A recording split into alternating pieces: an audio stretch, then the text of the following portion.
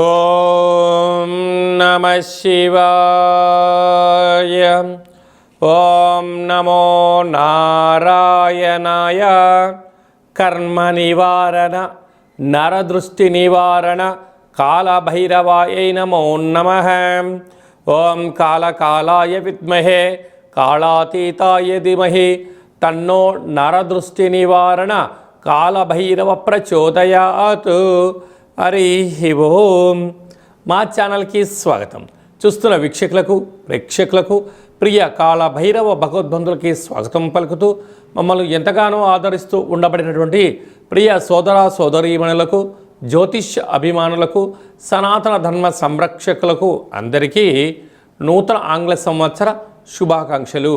2026వ సంవత్సరం జనవరి నెల 1వ తారీఖు నుండి డిసెంబర్ నెల 31, 2026వ సంవత్సరము అందరికీ నూతన ఆంగ్ల సంవత్సరానికి స్వాగతం పలుకుతూ ఈ 2026వ సంవత్సరంలో అందరికీ శుభాన్ని, జయాన్ని, ఐశ్వర్యాన్ని, ఆనందాన్ని ప్రసాదించాలని మనం మనసారా కోరుకుందాం.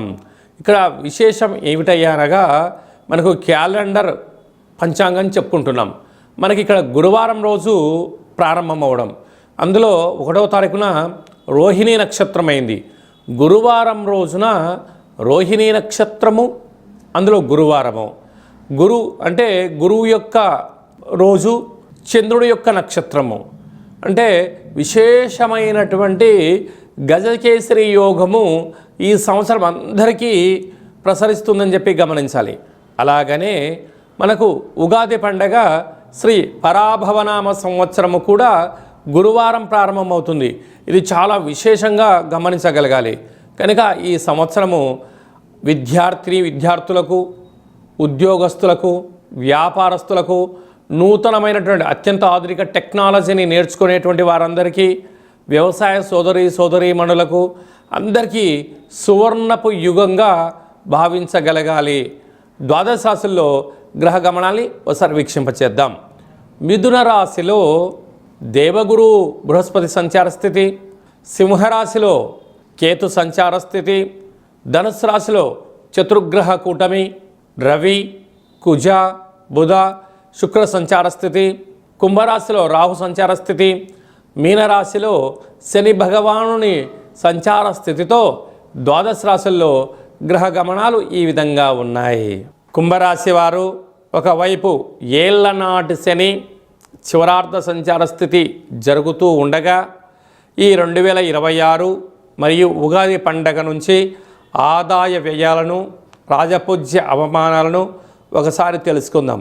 ఆదాయం 2, వ్యయం 8. అనవసరమైన ఖర్చులు పొంచి ఉన్నాయి, తస్మాత్ జాగ్రత్త. ఇలాంటి కాల సమయంలో ఓపిక, పట్టుదల, సత్ప్రవర్తన, ఆధ్యాత్మిక చింతన చాలా అవసరం. మీ ఆదాయం కేవలం 2 రూపాయలు ఉంటే ఖర్చు 8 రూపాయలు పొంచి ఉంది.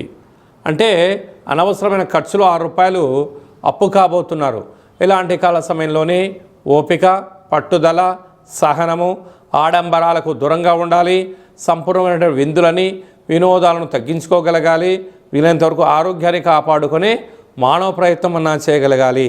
రాజపూజ్యం 4, అవమానం 2.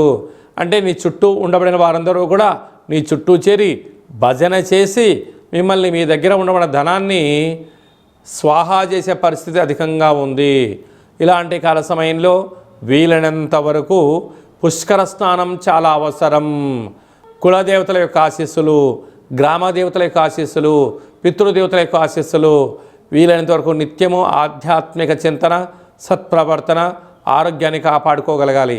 రియల్ ఎస్టేట్ రంగంలో ఉండబడిన వారు, నూనె వ్యాపారస్తులు, ఆహార ఉత్పత్తులు, డాక్టర్లు, నీటి వ్యాపారస్తులు, రియల్ ఎస్టేట్ రంగంలో ఉండబడిన వారు, సాఫ్ట్వేర్ హార్డ్వేర్ రంగంలో ఉండబడిన వారు, వ్యవసాయ సోదరీమణులు ఎంతో జాగ్రత్తగా ఉండాలి.